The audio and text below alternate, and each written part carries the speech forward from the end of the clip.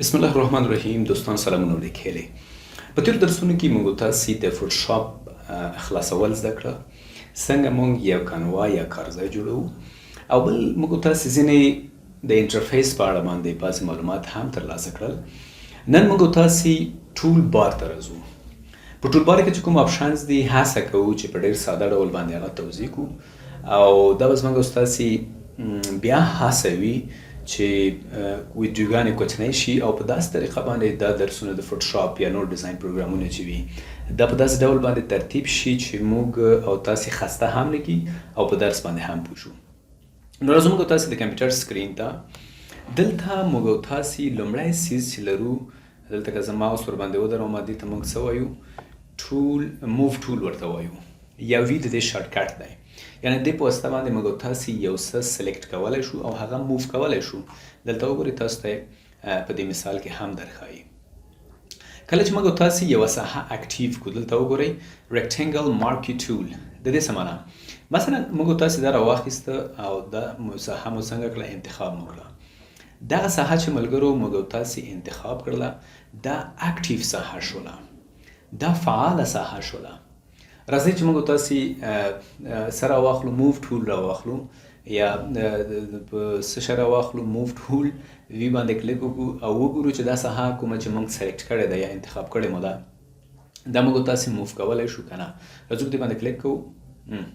موږ تاسو دا ساحه اصل کې نه موو کیږي بلکې د ریکټنګل موږ تاسو څنګه کوو موو کوو. د یوې ساحې څخه وړو بلې ساحې ته، د بلې ساحې څخه وړو بلې ساحې ته. خو کچېرې مونږ بیرته کنټرول ډي دا معنا چې ډیسلیکټ یا کومه ساحه چې مونږ انتخاب کړې وي هغه به بیرته څنګه کیږي؟ ان سلیکټ کیږي به کنټرول جمع ډي.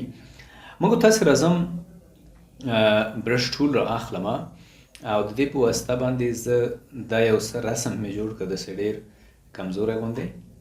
که زه اوس موو ټول را واخلم هڅه کوم چې دا موو کما دا نه موو کیږي. موږ ته څه وایي؟ The currently selected layer is background layer. دا کوم لیر چې اوس ته موو کوي دا د بیکګراوند لیر دی. دې څه معنا؟ دا ملګرو زموږ ستاسو لیرز دي د ساحه کې موجود دي. که داسې بیرون راکش کړي دا دی بیرته موږ دا څنګه کوو؟ دلته ځای په ځای کوو. اوس موږ تاسو دلته یو اکټیو لیر لرو. دا وګورئ تاسو یو اکټیو یا فعال لیر دی چې دا لیر د څه شي دی؟ د بیکګراوند دی. وګورئ دلته ورسره لیکلي دي بیکګراوند. یعنی دا موږ تاسو چې دا کوم سیز رسم کو دا محققت کې په څه شي رسم کو؟ په بیکګراوند کې مو رسم کو.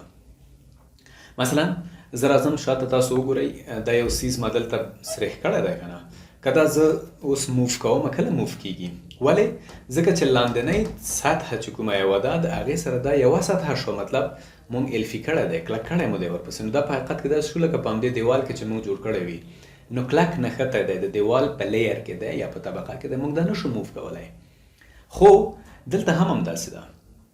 موږ تاسو دا یو سیز چې مو د برش ټول په واسطه باندې رسم کړ دا په حقیقت کې په همدغه ساحه کې بند دی، په بیکګراوند کې دی. وګوره دلته بیکګراوند لیر دی. نو موږ دا نشو کولی. بیرته کنټرول زیډ هم دا ختمومه. زه دې ځای نه راځم. موږ تاسو یو نوی لیر اخیستلی شو. دا وګورئ کریټ نیو لیر دې باندې کلیک کوم. ګوره نوی لیر راغی. اوس که زه په دې نوې لیر کې دې ځای نه به رنګ ورته بدل کړو. زه مثلا دلته راغلم او د دې ځای نه مې سایز ورته لږ غټ کړ برش. ګوره که زه اوس دا رسموم او موو ټول راواخلم اوس زه دا موو کولی شم. ولې؟ ځکه دې ساحې ته تاسو وګورئ زموږ او ستاسې دا ساحه دلته یو نوی لیر دی او دا چې دی د بیکګراوند پخوانی لیر دی. موږ دغه دایره چې حقیقت کې اخیستې ده دا مو په نوې لیر کې اخیستې ده. دا مو په څه شي کې اخیستې ده؟ په نوې لیر کې مو دلته اخیستې ده. نو ځکه موږ تاسو کولی شو چې دا څنګه کړو؟ بیرته بدله کړو. سمه ده؟ ښه دا یو موضوع شوله. بل موږ تاسو په دې باندې پوه شو. اوس که زه دا لیر ډیلیټ کړم وګوره دا لیر دی زه داسې راکشوم دلته ډیلیټ نو دا به څنګه شي؟ ډیلیټ به شي. سمه ده؟ دا یو موضوع.